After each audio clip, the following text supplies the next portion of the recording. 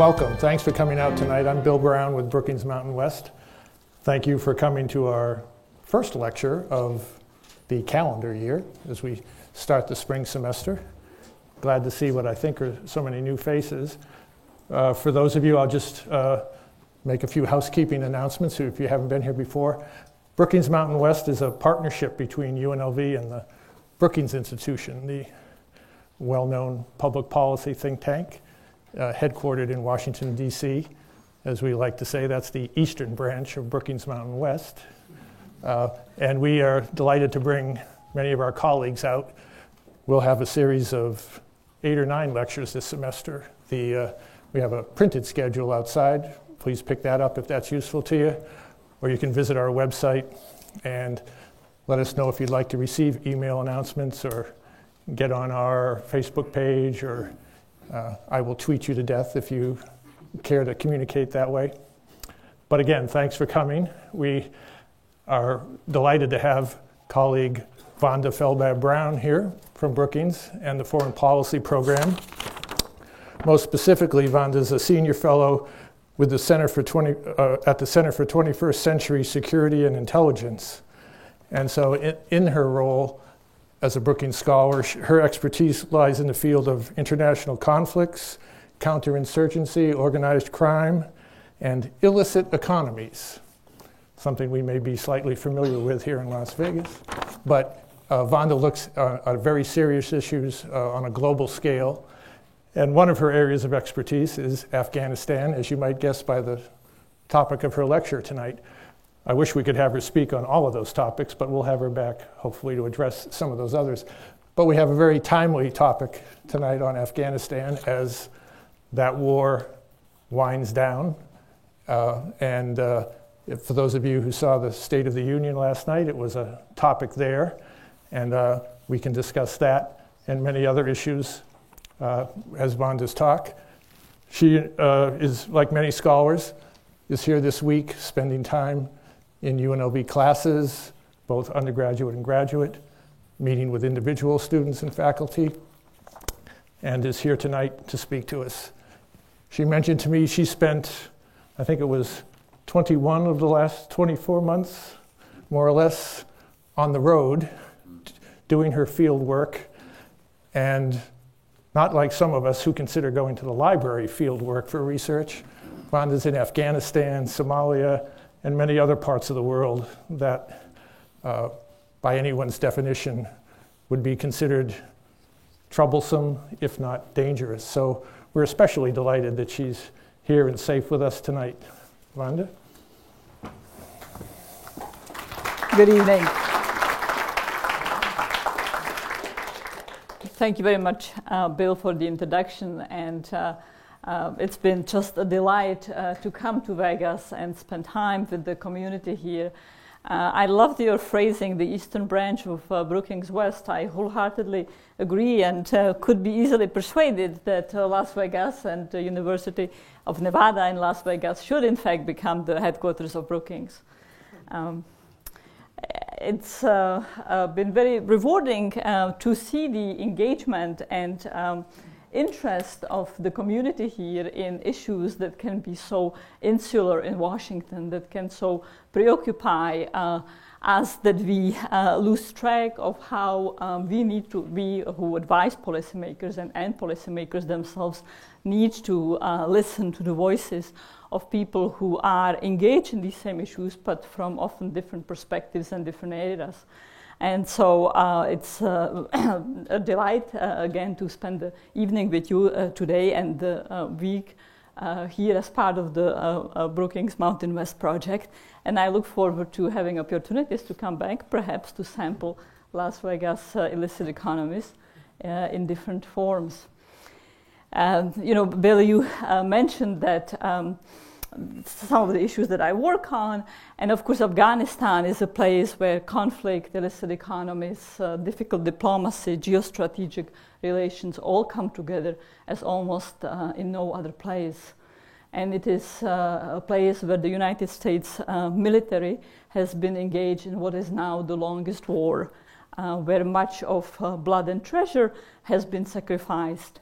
on the part of the United States, but where also the Afghan people have lived and existed through some most excruciating conditions for decades on, even as they hope for a better future.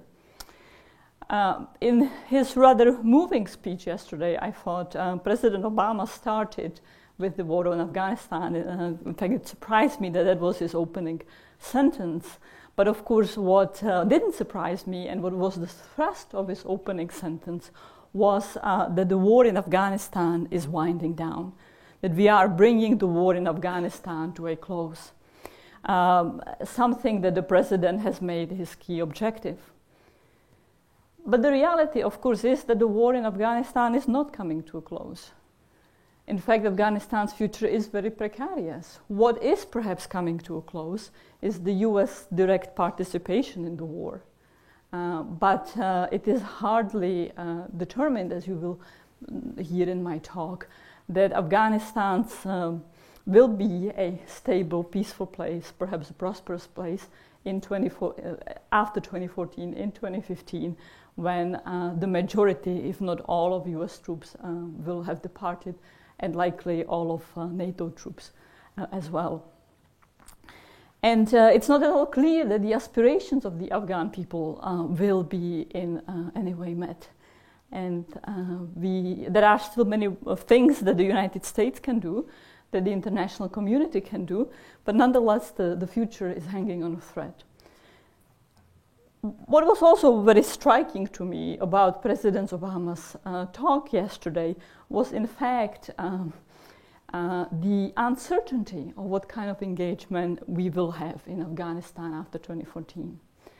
The president said that if a bilateral security agreement is signed between the United States and Afghanistan, then a small force, I didn't say how large a force, a small force of US soldiers would stay on and be engaged in two limited missions.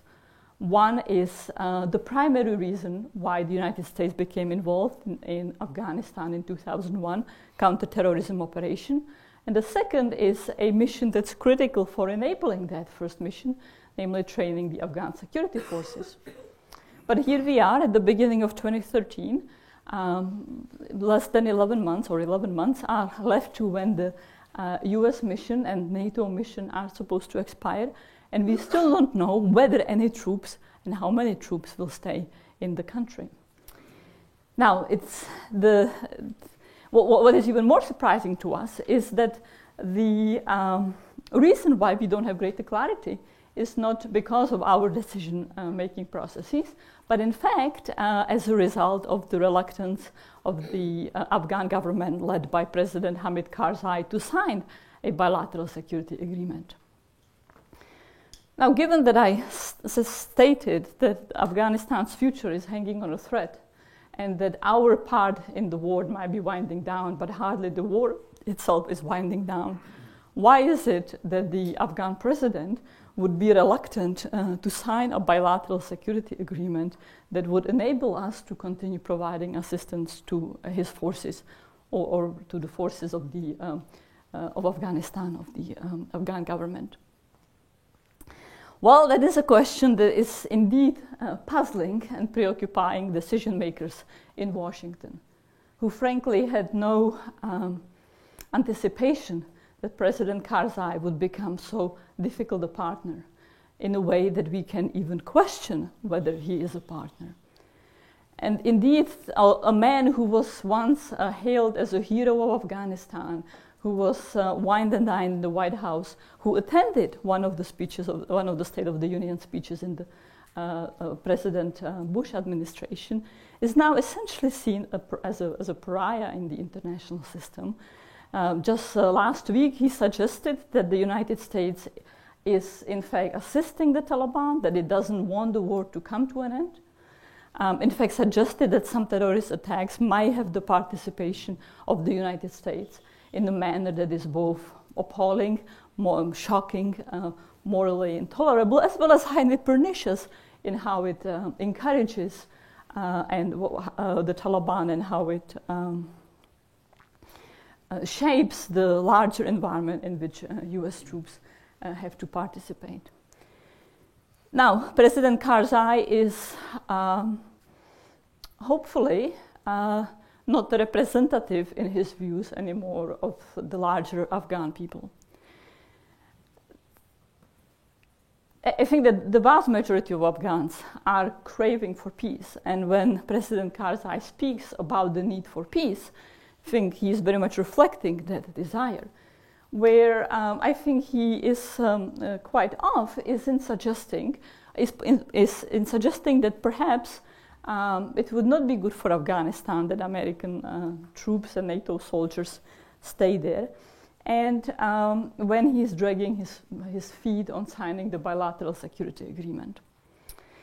I have, over the past decade, gone to Afghanistan many times, at least once a year, often for several months.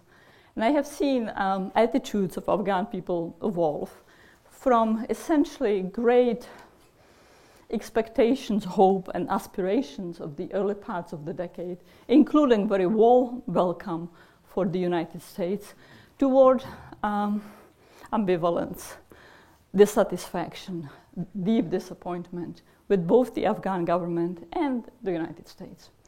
And people will often complain to me that the war is still so intense, so many people and civilians are dying, predominantly at the hands of the Taliban, which causes the deaths of about 75% of civilian casualties every year. But nonetheless, some civilians also die as a result of US military action, sadly, but inevitably. And who often question, why is it that a superpower that defeated the Taliban within a matter of weeks in the initial 2001 invasion, now faces this protracted, deeply entrenched, highly resilient insurgency, and how it is that this administration or the US government allowed what they call a mafia government to be ruling the country for the past decade. And they often have their own many conspiracy theories, some of which are quite outlandish, and could be only surpassed by their neighbors to the east, Pakistani conspiracy theories about US involvement there. But nonetheless, even people who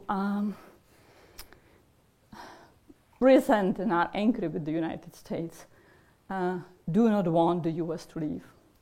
I was last in Afghanistan this summer for a few weeks and got to travel to different parts of the country and had the opportunity to speak with some old friends and acquaintances, and as well as new interlocutors.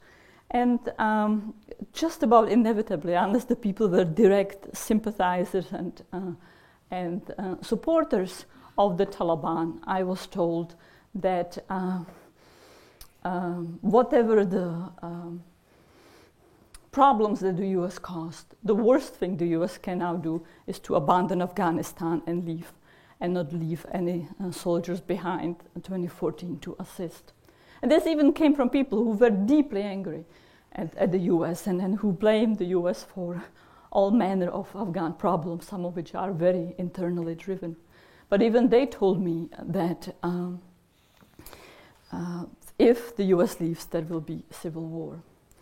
It was certainly not the message that we were hearing from the president in the State of the Union speech yesterday, and it's certainly something that no one in Washington wants to see. And so when as the fall has been unfolding, much of the fall has been consumed by preparation for signing the bilateral security agreement. And I've been in various communications with my Afghan friends, and I can tell you that they are as perplexed as policymakers in Washington about why President Karzai has not signed the bilateral security agreement. At the end of November, he organized what's called the Loya Jirga, essentially a council of various elders, religious, prominent religious clerics, prominent representatives, prominent political power brokers, representatives of the business community, some NGO members, about 3,000 people. And the whole purpose of the group was to meet for several days and deliberate on whether the United States should stay in Afghanistan after 2014. And after several days of deliberation, they had a unanimous verdict: yes, the US should stay. And then President Karzai came on the podium and said, but guess what? I am still not signing. And the leader of the Loya Jirga essentially begged him, Mr. President, you cannot be this selfish. This cannot be about you. We need the Americans to stay with all their troubles and all the bad baggage and problems they brought. And President Karzai said, I will only sign if a variety of new conditions that had not been part of the negotiations are met. So how is it that we got through this very perplexing state where Afghanistan is so vulnerable, and yet it is so beholden to a leader who arguably no longer represents the Afghan people, but who also is so much at odds with Washington? Well, there are many who would tell you that the reason is that we try to do too much in Afghanistan, that we have got bogged down in the equivalent of Vietnam, that we took on a nation-building mission where our purpose should have been solely to destroy the safe havens that allowed Al-Qaeda to strike at the US continent, the US heartland, and cause the devastation and trauma of 9/11.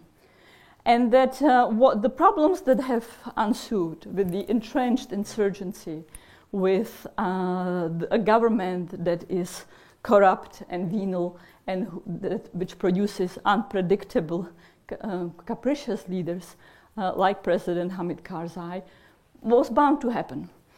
That Afghans are tribal and not interested in a formal state, that they resent the presence of foreigners, that they want to be left alone to their 19th century ways.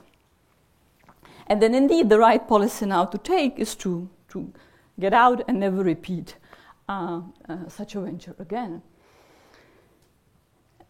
It was certainly not the vision of the Obama administration when they came in. In fact, President Obama early on identified Afghanistan as the right war, the neglected war, unlike Iraq. But as time went on, the administration very much grappled with some of these very same statements, some of these very same hypotheses, and really has essentially been torn between whether, if the primary US purpose of intervening in the country is counterterrorism, namely anti-Al-Qaeda operations, does it imply that we have to take on any other mission? Does it matter what kind of governance we leave behind? Similarly, the Bush administration grappled with these questions and in fact early on made the judgment that this would be an intervention that would be very limited, that would simply blow up the Taliban capture hold on the country, and then would be able to leave very quickly. Now, the Bush administration subsequently realized that things were not so easy, that between simply destroying a regime and leaving in the wake something that is sustainable enough to make the cost of destroying the regime worthwhile and to secure the primary interest, a whole variety of other things had to happen. But nonetheless continue to resource the mission in very limited ways, as most resources focused strategic thinking was focused on Iraq. I wrote a book last year that is called Aspiration and Ambivalence, Strategies and Realities of Counterinsurgency and State Building. And the book in many ways respects my engagement in Afghanistan over the past decade and watching how counterinsurgency and state building efforts have ensued. And I hope is also reflects the voice of the Afghan people. I have been lucky to be able to go there and interact with them in ways that many of the folks, civilian folks or military folks deployed there could not, because I would be able to travel alone and often be able to interact with them in very sort of unstructured manner. Now, I also can certainly not claim to speak on behalf of the Afghan people. But nonetheless, the central claim of the book is that this notion that Afghans are anti-government, that they don't want an effective central governance, that they want to be left to their medieval or 19th century tribal ways, that they are inherently anti-foreign presence is wrong. And that the reason why, that in fact, just like any peoples anywhere in the world, they want security, human security, physical security from violence, from harm, from crime, security from economic want. They want their children to not starve. They want their children to have access to medical care. But just like people anywhere in the world, they also want accountability from their leaders. And the tragedy of Afghanistan is not that we try to do too much, but that we never did enough, in fact. And most significantly, we underemphasized one aspect of the mission, namely the state-building part. So even when we boosted military presence sufficiently to start at least pushing back against the Taliban insurgency that became entrenched, the weakest aspect of the endeavor was to corral the Afghan government and the power brokers associated with the Afghan government into delivering more efficient, more accountable public good services to the Afghan people. And in fact, at various points, it's simply preventing the level of abuse and rapaciousness and lack of rule of law that come to characterize the country, in which power means that I can show up at your door and say your land is mine, and if you don't give it to me, your children will be kidnapped. Or I can show up with a piece of paper with a fake signature and claim that the land is mine. And of course, much worse than that, there is a tremendous amount of violence, including murders perpetrated by people in power, who can get away literally with murder. And to make things worse, many of these power brokers, government officials, were people who we would be relying on in conducting counterinsurgency operations against the Taliban or anti-Al-Qaeda operations. So as I have repeatedly gone into the country, I have often asked people the question, do you like the Taliban? And the answer is always overwhelmingly no. It's also the question that surveys of Afghan people regularly ask. But in many ways, that question is a wrong, irrelevant question. The only question that matters is not, do you like the Taliban in absolute terms, but do you like the Taliban better than the alternative that is available to you? And here the story gets far more complicated. If you talk with Afghans about that, they will say, look, the Taliban was extremely abusive and they destroyed everything. The only thing that was working during the 1990s when they were in power was the opium poppy economy. And we were so happy to get rid of them. When the Americans came in 2001, just about no one sided with the Taliban. We were thrilled to be rid of the plague that the Taliban was. But when they were in power, we could travel from Kandahar, a big city in the south, to Kabul with 1 million rupees, and no one would rob us. Today, when we travel 20 miles just to get to Kandahar from our village or our district, we will pass numerous police checkpoints and have to pay a bribe at each of them. And there is a chance that the Taliban will attack us as well. But if they do, the police doesn't do anything to protect us. We might not be able to sell our crops in Kandahar because the economic market here will be dominated by a power broker. And if I am from a different tribe than the power broker, I will not have access to the economic trade. And you Americans are responsible. Now, it's of course very simplistic to say that the United States is solely responsible or fully responsible. But the United States certainly underemphasized governance in its state-building efforts in Afghanistan very much ambivalent about whether we can prosecute our counterterrorism goals simply by destroying Al-Qaeda safe havens and bombing key Taliban commanders or not. Now, there are many other parts to the Afghanistan story I am happy to explore with you in the question and answer period, such as the deeply complex and problematic role of Pakistan and the geostrategic cauldron in which Afghanistan sits and makes Afghanistan critically dependent on external agreement or disagreement among its neighbors and great powers. Let me just make a few comments about where it is that we are now. 2014 and 2015 is a year of a triple earthquake for Afghanistan. The first part of the earthquake is the security situation, and particularly how much security deteriorates in 2015 when either a very small US contingent or no US military contingent is left in Afghanistan.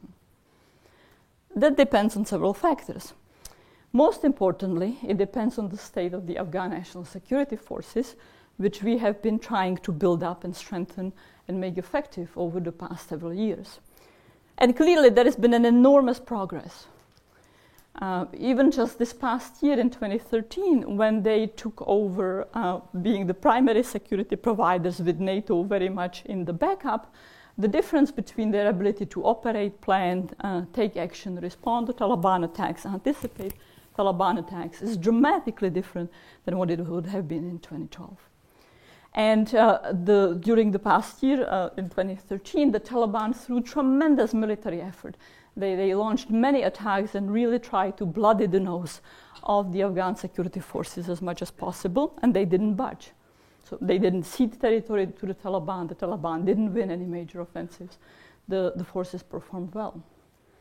But the governance story kicks in again. On the tactical side, on the offensive side, the forces are performing well. When it comes to logistics, the tail side that makes the military move, there's a whole variety of problems with corruption, inefficiency, ethnic patronage. And it turns out that unless you have good friends, your unit has good friends in Kabul, maybe you'll never see any resupply of bullets, winter clothes. Major problem. And on a whole variety of enabling function that on the backup but crucial side that makes the Afghan army or any army function, still massive amount of problems. Now, to some extent, this is not surprising because the planning, NATO planning, our planning, way back in 2009, 2010, when the mission was being structured, was that we would continue providing these enabling functions well past 2014. So, for example, they lack air assets or their asset capacities are very limited. We knew that and we said, well, fine, we'll continue providing medevac function, for example, reconnaissance function. It's now clear that that will not happen. Even if some US military forces left, all of the enablers we had been telling them for years will continue providing will not be there. So they're on their own. Second big question is, how will the military be funded? Afghanistan is the second poorest country in the world and probably second most corrupt country in the world. It's only North Korea and Somalia who are either more corrupt or poorer and more destroyed. And its economy essentially exists on, with some facetiousness, half on drugs and half on foreign aid. For any of you who have run a household budget, it's very hard to run a household budget if you are dependent on an illicit income for half of it and the other part on your neighbor's handouts or friends' handouts from across the sea. That also means that the entire military budget of about $2 billion a year, $2 to $4 billion a year of the Afghan security forces is funded externally by the United States and NATO allies. What does it, however, mean if we stop funding? If, for example, Congress decides that it's time to liquidate the war completely? Well, it means that over 350,000 soldiers will not be paid, will likely not continue fighting the Taliban, and in fact might turn to predatory behavior. Third aspect of the big question of what the Afghan army will look like is the ethnic cleavages that give Afghanistan a very rich flavor and a wonderful, diverse place to visit, but that also are the source of many of its problems. And much of the past decade has moderated some of the ethnic divisions, but much of the decade has also increased some of them. And indeed, what's been very palpable on the last trips over the past 2-3 years, every time I went to Afghanistan, the level of ethnic tensions and uncertainties would be palpably greater and will be palpably inserted into conversations very, very rapidly. And so the one big question for the army, for the military services, is will they hold together in the spirit of one country, fighting against those who try to bring the country back to the oppression and Middle Ages, the Taliban, or will they splinter along ethnic lines and make their own decisions and accommodations, perhaps return to the very vicious and bloody civil war of the early 1990s. The second earthquake is the economic earthquake, which is coming. Because not only will inevitably some parts of foreign aid disappear, the fewer the number of foreign troops, the lesser aid packages. That's a very unfortunate reality. Nonetheless, that's a reality. And also, critically, many jobs for the young generation of Afghans, people who have really grown up and came to forth over the past decade, have obtained employment in various services associated with the presence of foreign forces and the international community, whether as drivers, translators, cultural advisors in hotels, in Kabul, and a variety of other functions. And all of these jobs will evaporate essentially overnight. In a country that is over 50% under 25, that has a big youth bulge, and that has now, as a result of the presence of foreign forces, a very educated young population compared to the 1990s, where education completely bottomed out. But none of these people, or most of these people, will have no opportunity to find a job, even as they have an education. Afghanistan is potentially a very rich country. There is maybe $1 trillion US dollars worth of mineral resources underneath the Afghan dust. But before they can be extracted, there needs to be a far more effective security in the country, and there needs to be far more effective rule of law. Because with the existing corruption, foreign companies find it just too impossible to invest and extract resources, even foreign companies that are normally not very scrupulous as to where they engage. And the final earthquake is an earthquake that is also perhaps the greatest chance that Afghanistan has to come out of the slide that it's been experiencing and to take advantage, as still yet, of the relative stability and the economic investment, the foreign engagement, and launch itself of a path of a new of a renewal. And that's the presidential elections that are coming this year. If the elections go well, if they are reasonably acceptable to the Afghan people, and note that I didn't say free and fair, which would be ideal, but if they are reasonably acceptable to the Afghan people, and they produce a leader that recognizes that without greater legitimacy of the regime, without greater focus on the needs of the Afghan people, without a more effective and somewhat more accountable, at least, provision of services to the population, Afghanistan has really no chance of coming out of its mires and difficulties. There is a chance that things will improve yet. But it's also possible that the elections will not go this way, that they will in fact be the first trigger of violence and potentially the first trigger of civil war.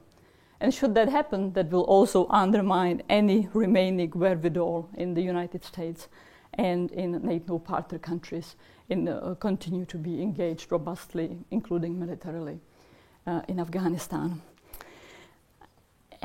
I'm often asked to tell our policymakers, as well as by friends, what I think will happen. And I tell them that the future of Afghanistan is not predetermined.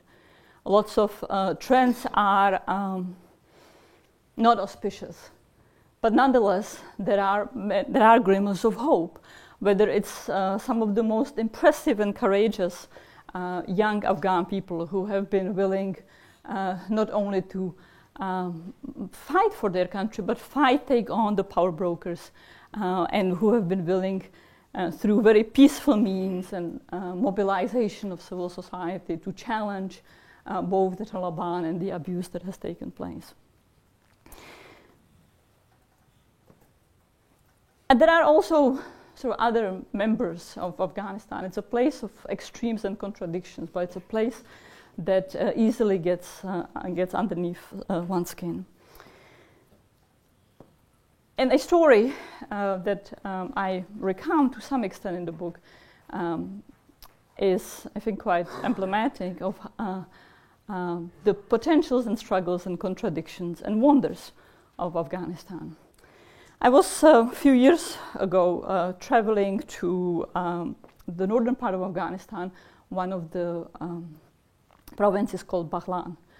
It's in the north. One has to climb over the Salang Pass. It's a beautiful, really gorgeous drive, and it's like going on a roller coaster, except there are no safeties. And the whole road is littered with car trucks that go back to the 1980s when the Mujahideen were blowing up the Soviet trucks, but many of which are very recent accidents. There's a tremendous amount of there are also Taliban attacks and criminal attacks along the road. So you go on it, often it can take 15 hours, and you hold your breath. Will you make it across or not? And how long will you stay awake? And the Afghans tend to drive as if they were all Jedi Knights, so you just go forth no matter what, and you hope that someone else will swerve. And so we made it across the Salang on quite a harrowing drive, I must say. And we're going further north in an area very much contested between the Taliban, anti-Taliban militias, criminal elements, very insecure area. And I had arranged with the power broker that he would meet with us and facilitate access to where I wanted to interview some of the anti-Taliban militias, who, by the way, were in fact former Taliban members, and today maybe they have reverted back to being Taliban members. And for me, that meant I would travel in Afghan clothes and in a burqa on a project like that, and there would be lots of security check-in and very high risk of kidnapping, not just for me, but security repercussions for my translator and drivers. So we arrive at the place where we are supposed to meet, and we're waiting and waiting. I'm in the car. I cannot risk going out of the car. The power broker is not showing up. And time's passing. We all become very nervous. The longer I stay, the greater the chance that a kidnapping or attack will be organized. At some point, we try calling the man, and his cell phone is off. He's not responding. So we make the decision. It's too risky. We have to get out. We have to get out quickly. Now, at this point, and by the way, we were counting on staying at his house for the night. And no power broker means no house for the night. My translator and driver could perhaps try to find some local housing, but there are no hotels where I can go, and I cannot just show up in someone's house. I cannot sleep in the car. If someone found a woman sleeping in the car, that would be highly problematic, highly insecure. So we're thinking, what can we do? Do we have to drive at night? Driving at night is very risky, lots of kidnapping possibilities, IEDs are being laid, chance of Taliban attacks, massive. If you're sane, you don't travel at night. And so I decided to call up a man that we had interviewed the day before. He was an important, influential man, and the interview was very, very difficult. And he was very hostile toward the US, clearly blaming the US for the corruption, insecurity, even suggesting that it was reasonable that people supported the Taliban. And so we called him up, and I said, I don't know what to do. Can you suggest anywhere where I can sleep, which in itself was a big risk. And he essentially said, come to my house. And I spent the night at his house. And it was just extraordinarily gesture, because the fact that he accepted a Western woman could easily expose him to Taliban retaliation and attacks. But I think it was very typical of the hospitality and the harshness, the huge limitations and oppression of women that's not just the Taliban, but that is deeply ingrained in the culture. And yet, at the same time, willingness to take great risks on behalf of a stranger, including a stranger that one is not very friendly toward, or a stranger who he believes comes from a country that has not behaved very well. And not only did I spend the night there, he in fact organized several Pashtun men who shared a meal with me. That's not at all what they would do with their women, and none of the women in the household participated. And then we had a very robust, not easy, but robust discussion for hours about politics, counterinsurgency in Afghanistan. And when I was leaving the next day, when I was leaving his house, he was putting on, and I was putting on the shoes that I left in front of the house. And he said, you know, when you Americans leave, the country will be so insecure that people will not even dare leave their shoes outside. It is your responsibility to make sure that things are not as dire as that. With that, let me open it for questions.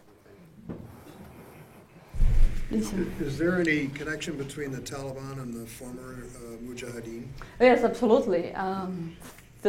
In many ways than just one. So some of the Taliban are, in fact, people who were fighting as part of the many Mujahideen factions in the 1980s against the Soviet Union. So some members are, in fact, identical, including some commanders that were the favorite US commanders and received lots of US support. There is another connection, and that is that the Taliban also reacted to and emerged out of the anarchy and chaos of the early 1990s, the period immediately after after the Soviet withdrawal, where the Mujahideen faction fought not only with the communist supporters and the communist government, but also turned on each other and engaged in very much of a bloodbath, and brought about a very vicious civil war. Easily 3 million people died. No one quite knows the numbers very well. And the power brokers would be very abusive, very capricious. So the Taliban at the time emerged with the explicit purpose of cleansing the country from the abuse and installing stability, and largely succeeded in that through very brutal means, but nonetheless succeeded in that. And that's something that people still bring as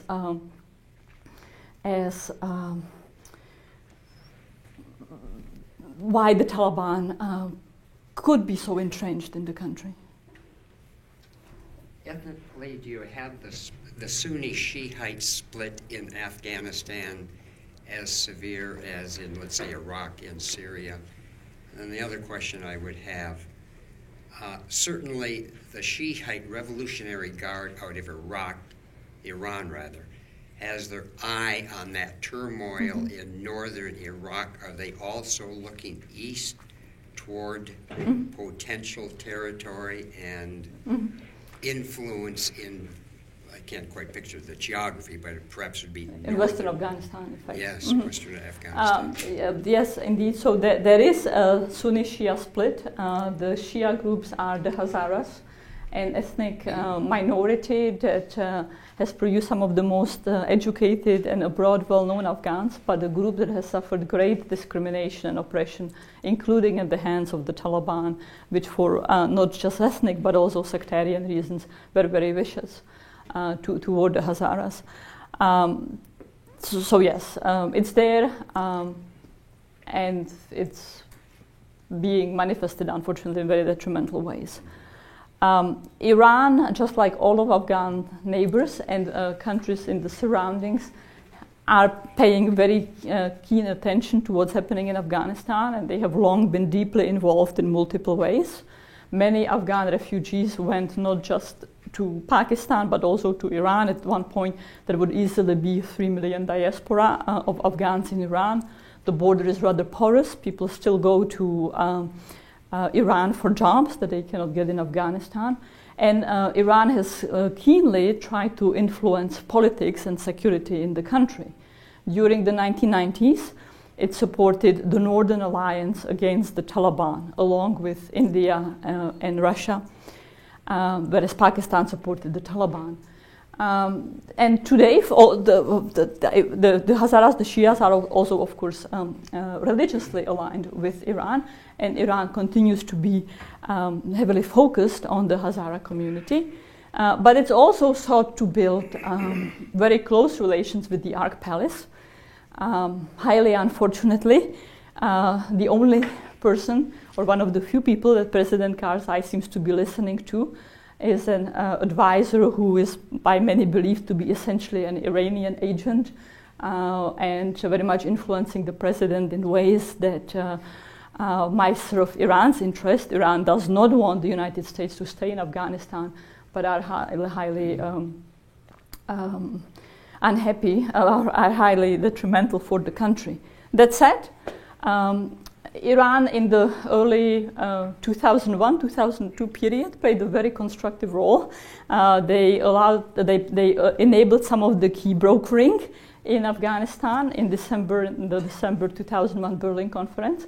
And in fact, it was Iran diplomacy and suggestion that insisted that Afghanistan be a democracy, not an authoritarian regime, or the regime simply handed that over to a leader. So very much involved. Unfortunately, increasingly,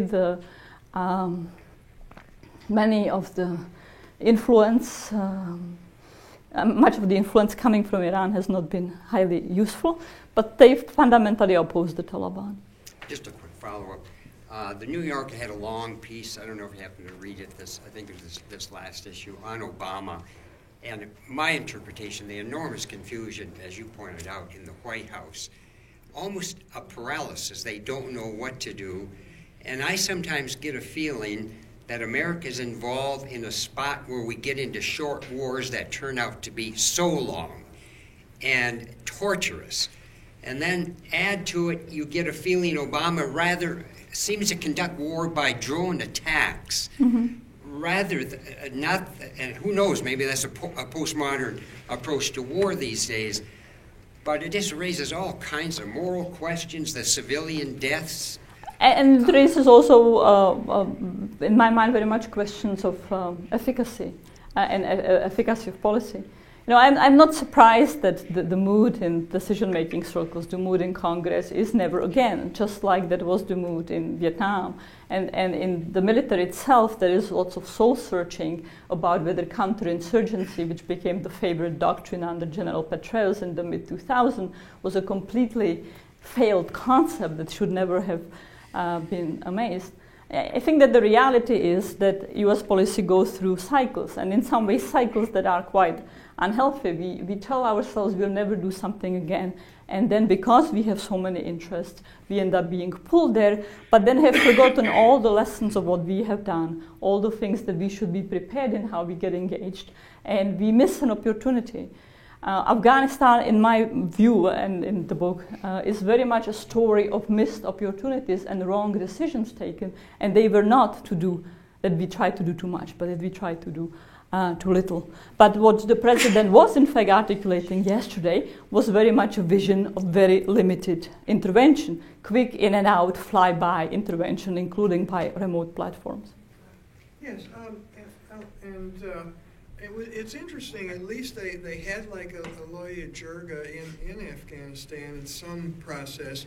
Do you foresee also that there will be any process here that actually involves the president and the Congress?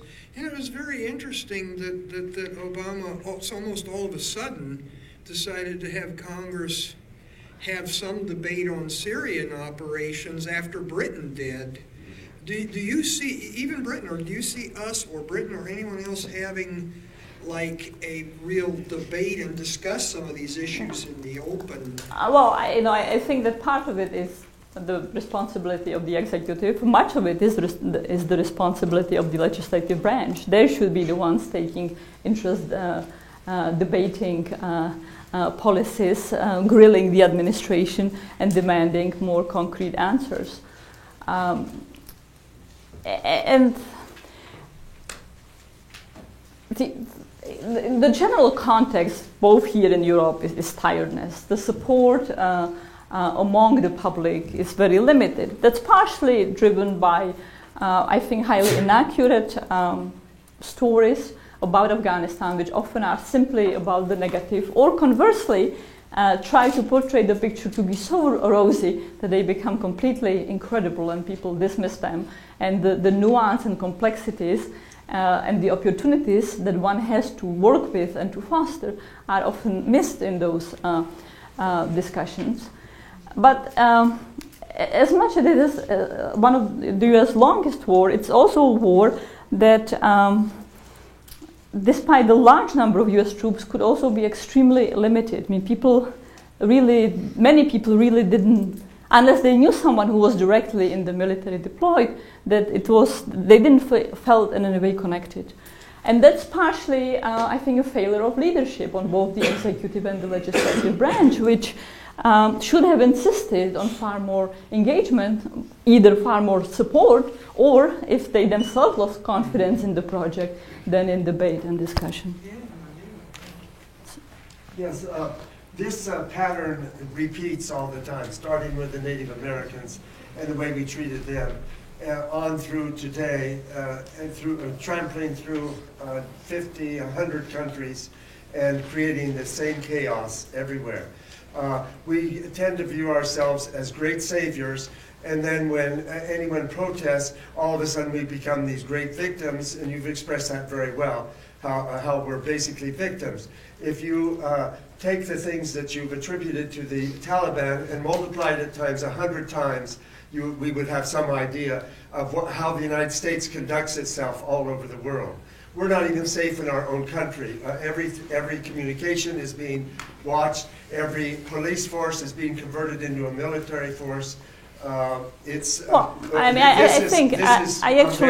I actually would not suggest that and hope that that didn't come across in the presentation. I think that policy has been tormented and made lots of mistakes. But to in any way suggest that our behavior is equivalent to the Taliban, I think it's just blatantly false. The Taliban lays bombs and doesn't mind killing women and children in score, doesn't mind who it assassinates. Do you know how they treated the Native Americans? Well, that is certainly the case, and it's a hugely unfortunate part of history, and one that we need to be accountable for, but that's not how we have behaved at all in Afghanistan. So I think that the comparison to suggest that our engagement is anyway like the Taliban's or wars is just blatantly not the case. Have we made mistakes? Yes. Have we caused civilian casualties? Yes. The drones, the conduct of the war, our behavior in Iraq, our behavior in Vietnam, killing 3 million people, Chile, we get your perspective. Allow me to give other people a chance. I'm taking a little bit of control here so that we can respect the audience and have a few more questions addressed. Please. Sure. The gentleman here. What is the structure of the Taliban power, and is there any structure with which there could be any negotiation for ceasefire or lowering of hostility? Excellent question.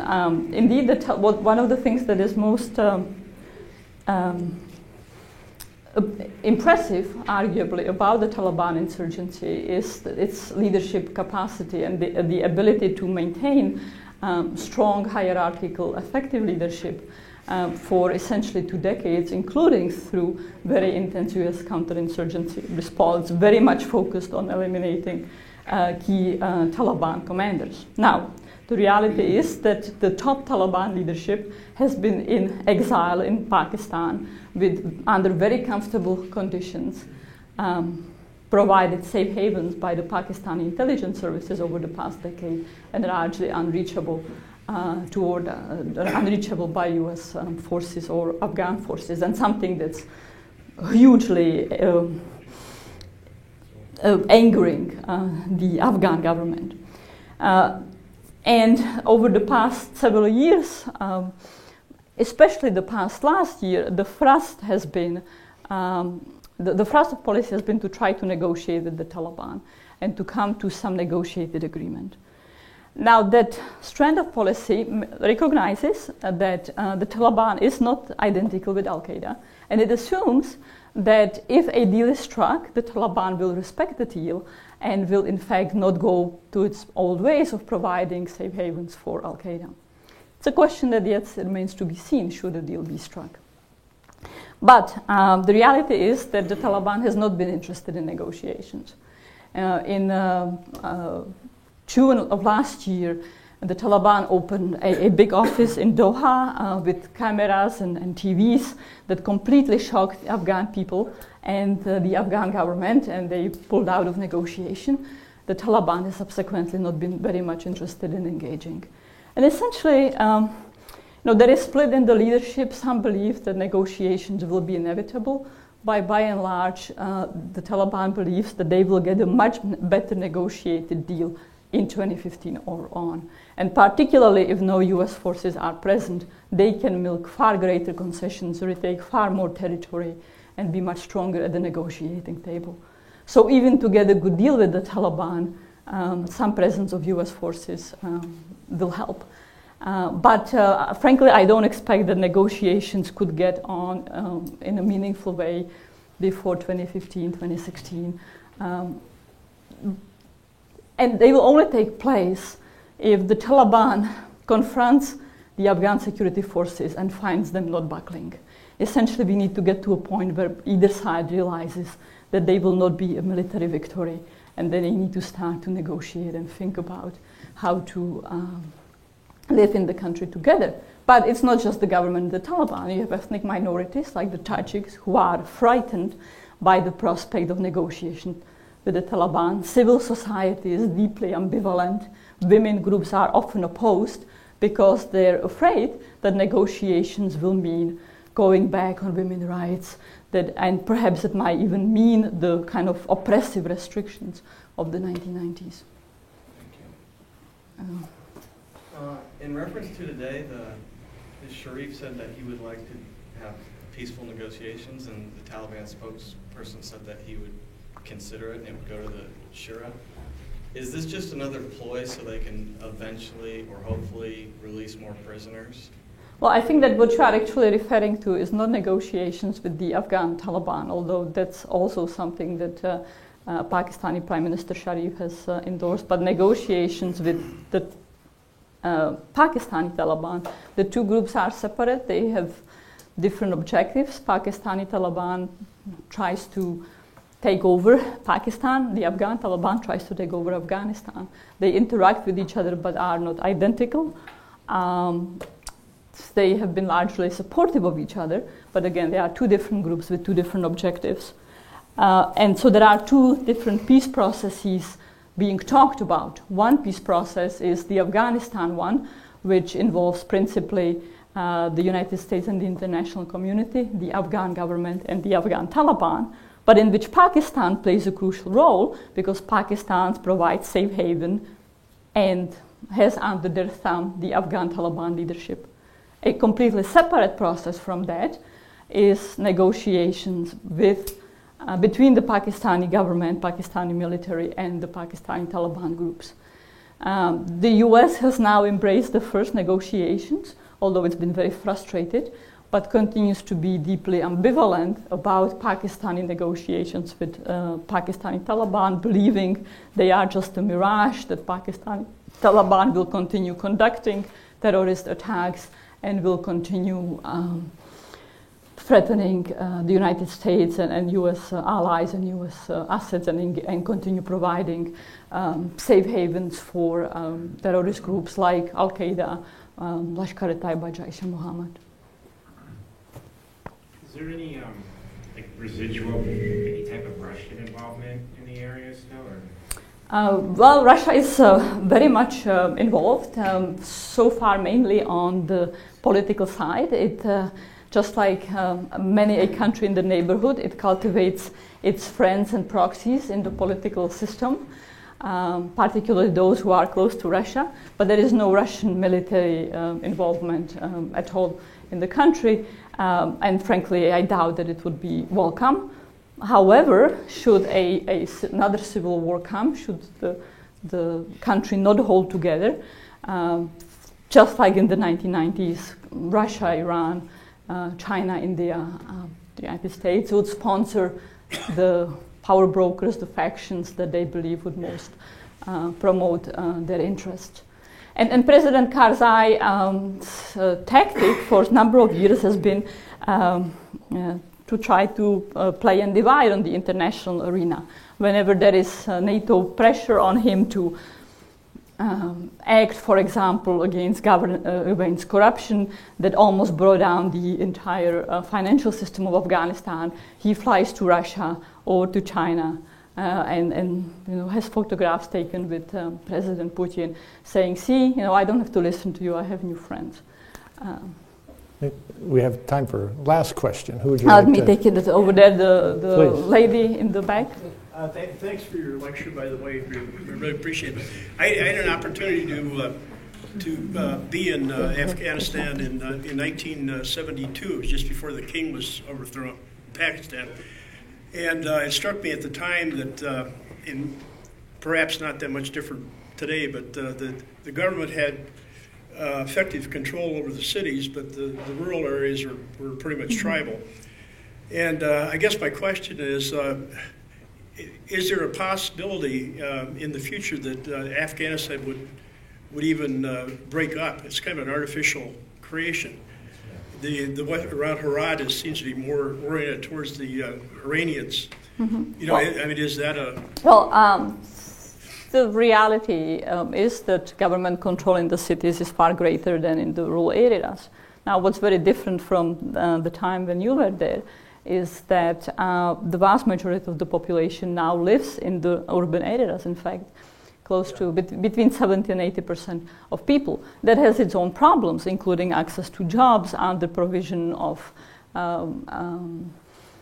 infrastructure in a way that's felt far more acutely and generates problems far more than if one was living in dispersed villages in the countryside. But it also means, on the other hand, that there is greater government access to these people and greater control.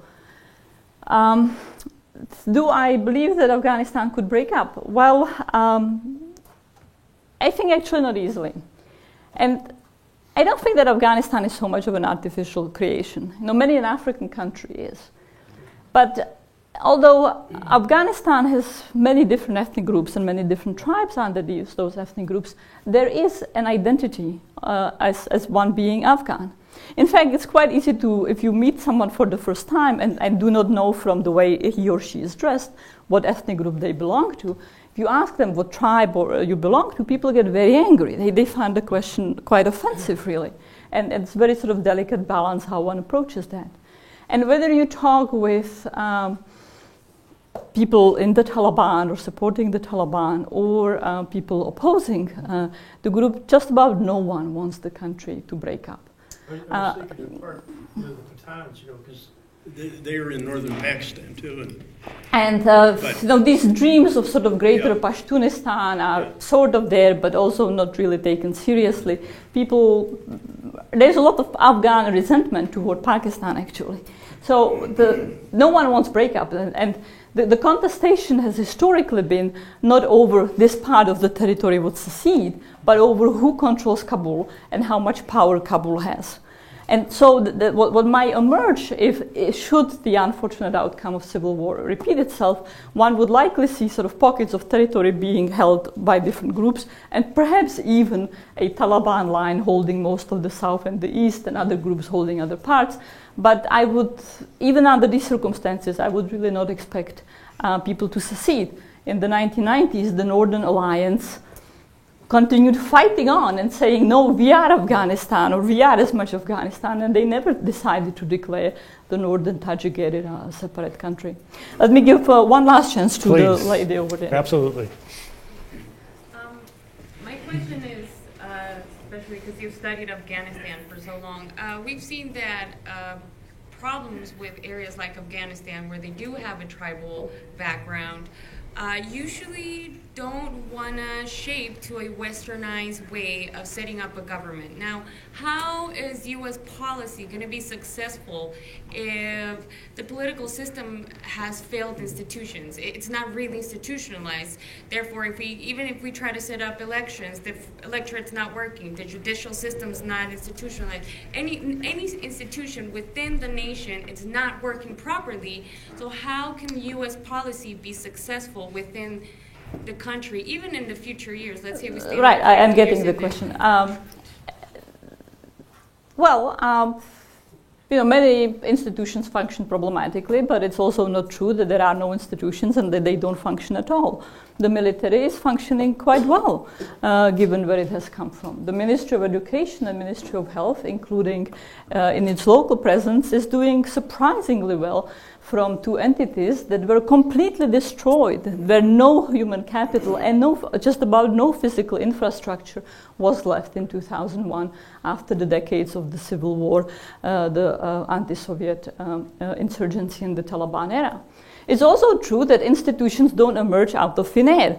You don't wake up one day and say, wonderful America, we have institutions. It's a process. If you look at European institutional formation and the European state, it's very much emerged out of conditions that are not quite like Afghanistan today, in back the 12th, 13th century. So it takes time, and there are many contingent factors, but it's not true to say that there is nothing to work with and that the people are inevitably against it. And I go back to what I was suggesting. This notion of tribalism is only one facet of what Afghans are like. At the end of the day, they are just like any people anywhere in the world. They want security and they want accountability. And apart from the state institutions, the central state institutions that have become warped and captured, and yes, that are extremely politicized and that are extremely about individual networks, but in the sense they are no different than institutions in Nepal, institutions in Pakistan, and institutions in India, which are very much about individual patronage networks rather than other forms of contestation. There is a chance that they'll advance, that they'll continue. And even in the tribal ways, there were institutions, such as Loya Jirga, meetings of elders. Some form of institutions has emerged because no one wants to live in chaos. Now, the difficulty is that many of these tribal and traditional institutions were destroyed in the 80s, were destroyed by the Civil War. And then, and it was this destruction, the collapse of the traditional institution, that allowed the Taliban to be so successful in the 1990s. But if you go back to the early 2000s, and even today, it's not that people don't want state institutions.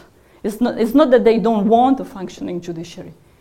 They don't have it, and that's what they resent, that the institutions have not formed sufficiently.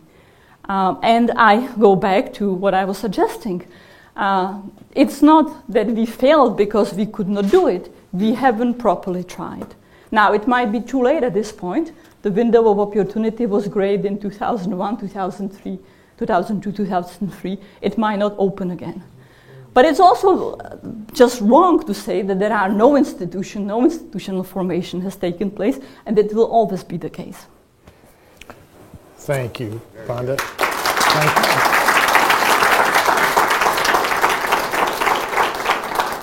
I always really do hate to draw our discussion to a close. As I promised all our scholars, I knew we'd have a great discussion, a lively discussion, and you certainly lived up to the reputation our audience has earned. thank you for coming and for your participation. Hope you can join us next week. We'll have another Brookings colleague out, Neil Ruiz.